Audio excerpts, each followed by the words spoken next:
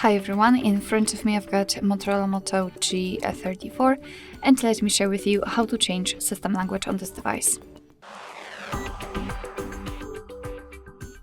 So let's start with opening the settings, and here we have to scroll down to the very bottom to find the system. Now we have to enter languages and input and tap on languages. As you can see, this is the list of all currently applied languages. We've got only English, so let's tap on any language. And there we've got the full list of available languages from which we can choose, so simply find yours and tap on it. And let me pick maybe Turkish. Choose the region.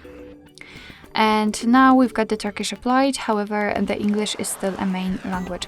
So we have to reorder the languages. Just tap on it and hold it, and then drag it to the first position.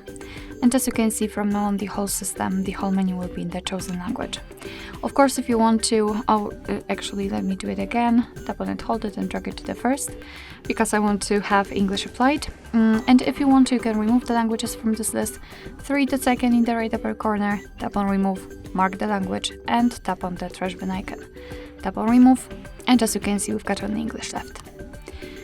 Alright, so that will be all. Thank you so much for watching. I hope that this video was helpful, and if it was, please hit the subscribe button and leave the thumbs up.